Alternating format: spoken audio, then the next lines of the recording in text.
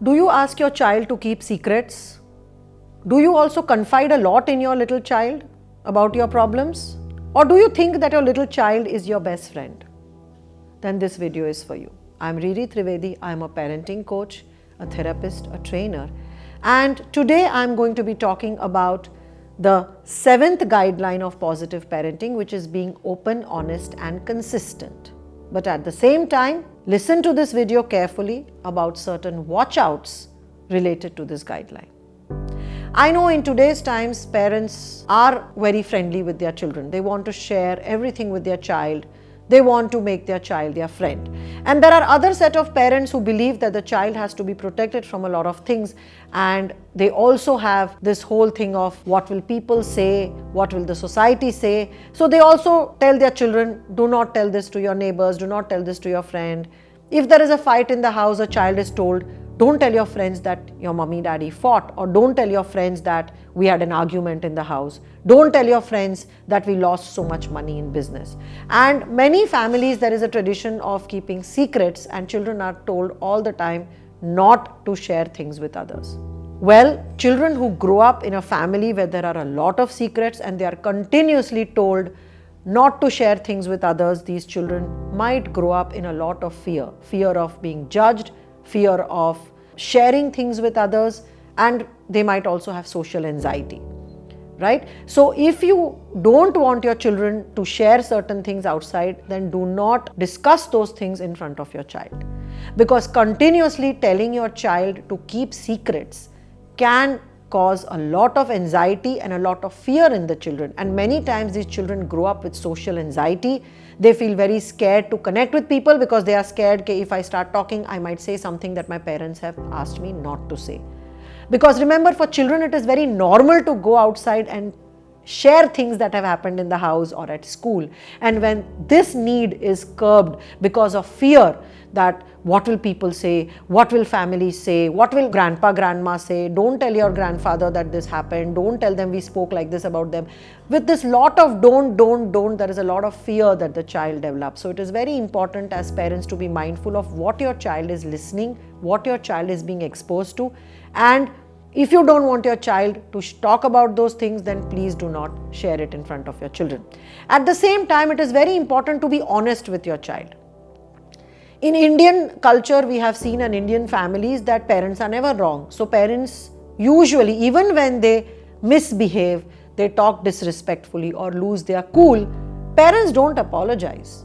We have grown up with a generation of parents who make mistakes but never admit in front of their children that they have made mistakes. This is very wrong, because then children also learn that as we become adults or as we grow up, we should not apologize to those who are younger than us, or we should not admit to our mistakes. So children also learn to attach ego with their mistakes. As parents, remember, if you lose your cool, it is okay to apologize to your child. It is also important for your child to know that my parents are not perfect. They are human beings. They can be angry sometimes. Sometimes they may do something that they didn't want to do, but they are recognizing it and they are accepting it and apologizing. So your children also learn lessons of being open, being honest, and apologizing when required if you do the same. So I remember that I knew that I should not hit my children, or I knew I should not scream at them, but there used to be few moments when I would lose my cool. I couldn't control myself. I would, probably slap them once. I made sure that I apologized to them, and I made sure that I told them, I'm sorry, I lost my cool, and I promise I will work on myself so it will not happen next time. So remember, don't keep saying sorry and still repeating the same behavior. That is also not acceptable, of course. When you are sorry, make sure that you mean that sorry and you make efforts to not repeat that behavior. At the same time, like I said, it is good to be honest with your children. It is good to tell your child that, listen, I'm stressed right now, can you not disturb me? Or right now, mommy and papa are having a difficult discussion, can you please go to your room? Once we are through with this, we will come and talk to you. Or it is okay to say, right now I'm going to lose my cool, so it is better that I step out of this, go away, calm down and come and talk to you. So please let me go away. So these are the ways you can be open and honest about your own feelings as a parent and communicate it with your child. But remember, when it comes to being honest, there is a fine line between being honest and making your child your confidant. So many parents, they say, oh, now we are very open and honest with our children, and that is why now we are sharing everything with our children. So these are the parents who share about their marital problems with their 5-year-olds and 8-year-olds, or they share about their financial problems with their little children, not knowing that these children are too young and emotionally immature to handle these discussions. So when I'm talking about being honest with your children, remember that you have to use your common sense. Being honest does not mean that you burden your child with adult problems. So if you are having marital issues with your spouse, it is not okay to sit down with your child and discuss your marital issues with your children.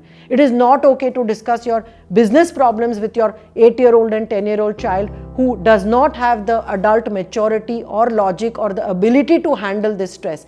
Many children who have been exposed to adult parental stresses in early childhood because parents thought that the children were their friends, now these kids grow up with a lot of anxiety because they know that there is a problem and they feel helpless because they can't do anything about it. So you are actually burdening your child with a problem that the child neither can understand nor can solve it, and the child only feels scared and helpless. So be very mindful that in the mood of being honest, do not overshare and overcare, because that really won't help your child. And especially I have worked with a lot of young mothers who say that, oh, my teen daughter is like my friend, and they share a lot of their issues with their teenage daughters, which really does not help, because now the daughter starts carrying all the burdens of the mother and without really having any solution for it. So make sure that as a parent, be very clear about being honest with your children. What are the boundaries where you should be honest and where you should not be honest? You use your common sense and ask yourself that when I'm being honest with my child, am I teaching my child something, or am I actually burdening my child with my problem? And accordingly, you decide how much you want to share.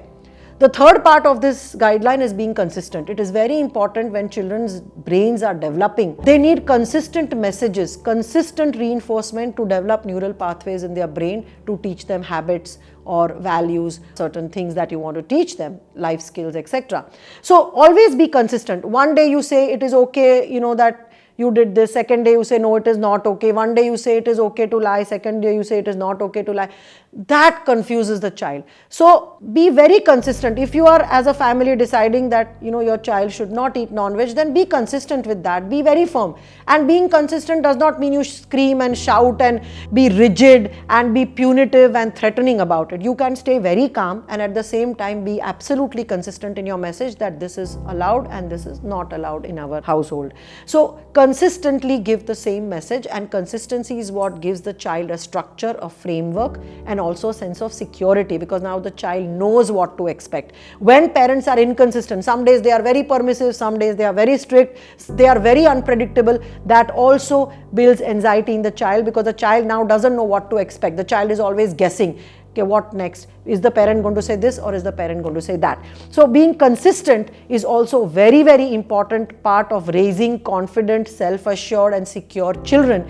Being consistent in your message, being consistent in your habits, being consistent in the behaviors that you are trying to reinforce. At the same time, like I said, be very watchful. Your children are not your friends, so do not burden them with your adult problems.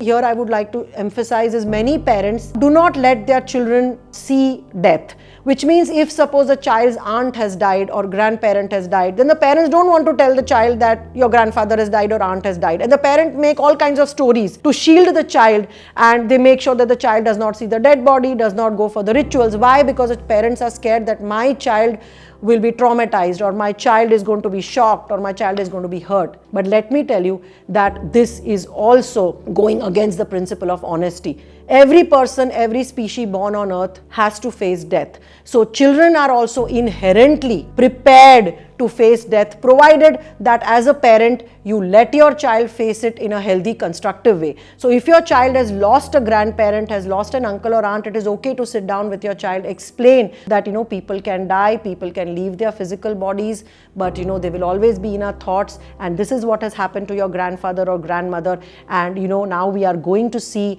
their body and we are going to pay our last respects. So do not protect your children from death, because why I am saying this is we have worked with a lot of clients who have been for years not told that their grandfather has died or grandmother has died, especially when the children are raised abroad and the grandparents are in India. The parents' intention is right, that my child will go in a shock, my child will be traumatized, my child was very close, and then in the process they make up a lot of stories, they tell lies to the children.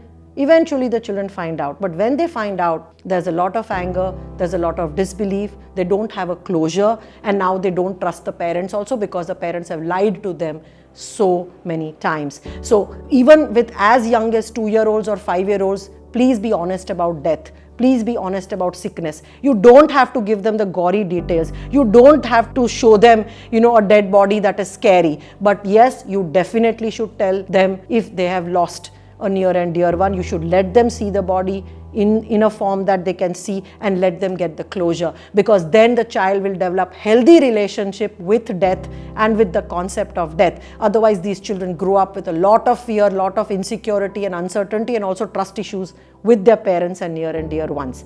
So remember, the guideline says be open, honest and consistent, and that is what you need to do in your parenting journey if you want your children to be emotionally stable, resilient, safe and secure. Just be mindful, when we are talking of consistency, there is a fine line between being consistent and being rigid. So consistency does not mean that you rigidly implement without being responsive to the child's needs or without even listening to what the child is saying. So if you have to feed the child at 8 o'clock every single day like a military engine, you are feeding the child at 6 o'clock, maybe not. Some days it is important to listen to the child. If the child is not hungry, it is okay if the child eats a little later. So when I say consistency, yes, be consistent, but have some room, some margin for a bit of flexibility, because consistency does not mean rigidity. Okay, so just be mindful of that. I hope that this guideline was useful. Do share your thoughts in the comment section, and also don't forget to like and subscribe the channel if you are looking for positive parenting resources. I have shared a lot of videos on parenting as well as on mental health on this channel, so do like and subscribe to the channel. Don't forget to share in the comment section what are your thoughts on this guideline.